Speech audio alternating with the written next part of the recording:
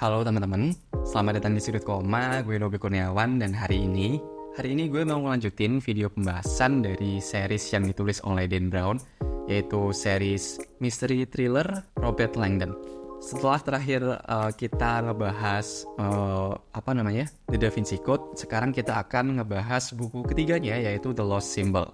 Seperti biasa, gue akan bacain blurb singkat di belakang bukunya dulu, baru kita akan masuk ke kekurangan dan kelebihan yang gue temukan. Blurbnya kayak gini. Undangan yang diterima Robert Langdon di gedung Capitol, Washington DC berubah menjadi undangan kematian.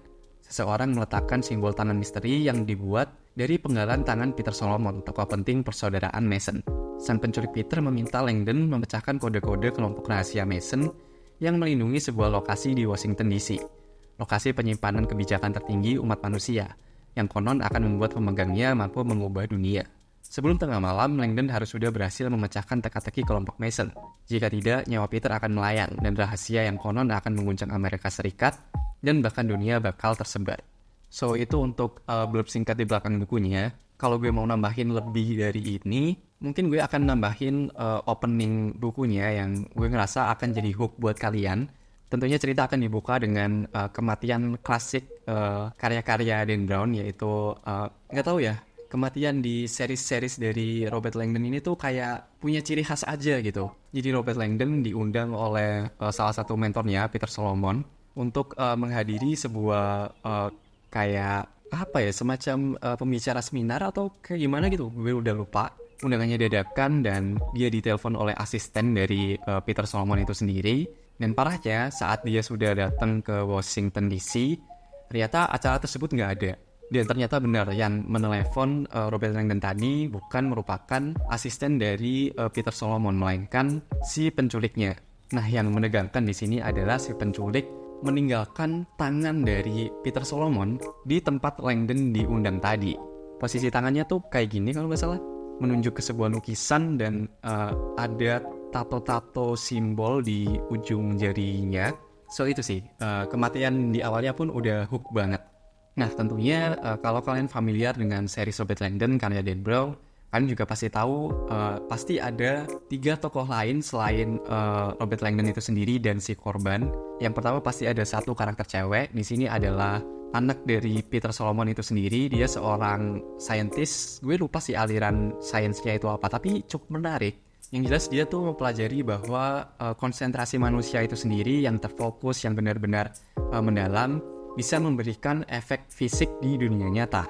Kalau nggak salah ada satu bagian di dalam bukunya yang dia sedang meneliti sel kanker yang makin lama makin mengecil saat didoai oleh para biksu kalau nggak salah. Itu menarik banget sih aliran sainsnya.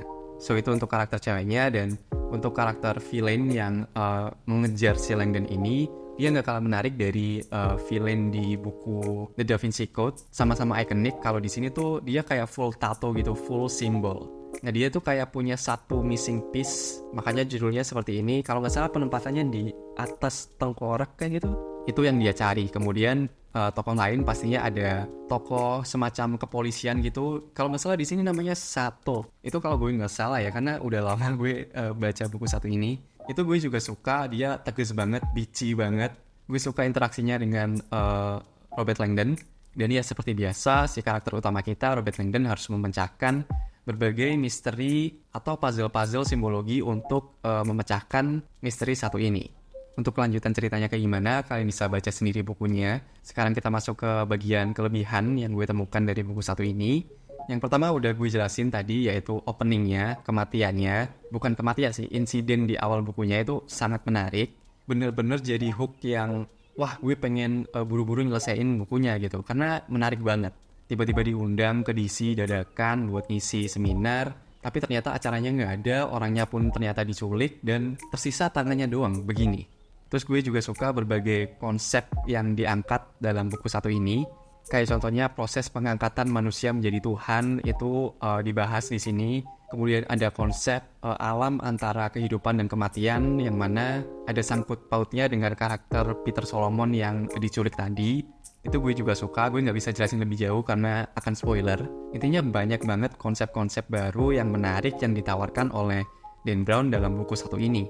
Gue bingung dia kok nggak kehabisan ide ya dari yang Buku pertamanya tuh ngebahas soal Vatikan, kemudian bom science itu, Conclave, kemudian di buku kedua yang The Da Vinci Code, dia ngebahas garis keturunan Yesus. Di buku ketiganya dia masih nggak kehabisan ide, dan poin-poin tadi tuh, ide-ide tadi sangat liar dan menarik banget sih menurut gue pribadi. Terus apa lagi ya, gue juga suka villain-nya, iconic, kemudian struktur kepenulisan dari Dan Brown juga masih sama, jumlah chapternya banyak tapi pendek-pendek, jadi lebih bikin kita lebih engage untuk baca bukunya, jadi berasa lebih cepat aja gitu walaupun tebel banget dia. Sekarang kita masuk ke kekurangan yang gue temukan. Yang pertama dan yang paling besar adalah gue ngerasa buku ini adalah series Robert Langdon yang paling lemah menurut gue ya. Gue tahu beberapa orang nganggep bahwa buku satu ini tuh masih oke, tapi somehow walaupun gue menemukan banyak sekali konsep yang menarik yang diangkat dari buku satu ini, gue tetap ngerasa buku ini kurang memorable aja. Setelah gue baca bukunya, setelah gue membaca ke semua buku Robert Langdon, gue ngerasa buku ini tuh paling nggak memorable aja. Bukan berarti jelek ya, bukan berarti jelek. Masih sangat oke, masih sangat layak untuk direkomendasikan. Hanya saja buku-buku lain dalam series Robert Langdon karya Dan Brown satu ini itu jauh lebih baik gitu. Kayak hal-hal yang gue ingat dari buku-buku Dan Brown yang lain tuh, yang buku pertama itu berasa action banget. Dia membahas soal bom di Vatikan saat Conclave, menarik sekali. Kemudian buku kedua yang gue inget tuh, dia adalah buku series Robert Langdon favorit gue. Kemudian buku yang Inferno yang setelah ini, itu menarik karena mirip COVID. Gue inget-ingetnya itu. Kemudian yang Origin, dia konsep awalnya sangat menarik sih, yaitu mengangkat soal pertanyaan dari mana manusia berasal dan kemana kita akan pergi. Sedangkan Lost Symbol tuh kayak lewat doang gitu berasanya. Sekali lagi, walaupun banyak sekali konsep menarik yang diangkat dalam buku satu ini. Itu satu. Yang kedua, endingnya gue masih nggak nangkep sampai sekarang. Kayak udah gini aja, terus apa? Kayak kurang aja sih, kurang aja. Sama mungkin kekurangan terakhirnya, buku The Lost Symbol ini adalah buku dalam series Robert Langdon yang paling banyak mention cerita sebelumnya dari judul yang lain. Nggak sampai ke tahap spoiler atau gimana, tapi akan ada informasi yang akan kalian dapatkan lah. Dan itu akan jadi problem kalau kalian nggak baca series Robert Langdon dalam urutan tahun terbit. Karena sejujurnya series Robert Langdon tuh bisa dibaca acak-acakan, kayak per buku tuh per case gitu. Jadi emang bisa dibaca sesukanya. Nah, problemnya di sini adalah kalau kalian baca The Lost Symbol duluan, kalian akan dapetin sedikit informasi tentang Angels and Demons atau The Da Vinci Code. Bukan yang spoiler gede atau gimana, cuma at least di buku-buku lain tuh nggak ada mention lah, dan itu menurut gue adalah sebuah kekurangan. So ya, mungkin itu aja untuk pembahasan buku ketiga dari series Robert Langdon karya Dan Brown. Masih sangat gue rekomendasikan, apalagi kalau kalian suka sama cerita misteri thriller. Karena di sini cukup unik ya, kasus diselesaikan oleh seorang simbolog, bukan seorang detektif. Dan mungkin itu aja, tungguin video pembahasan buku-buku Dan Brown selanjutnya. Gue pasti akan bikin yang Inferno, yang Origin, sama yang buku barunya yang akan rilis nanti. So, ya, stay tune. Jadi ya, seperti biasa, terima kasih sudah dengerin. Gue Dobe Kurniawan, dan sampai jumpa di halaman selanjutnya. Thank you.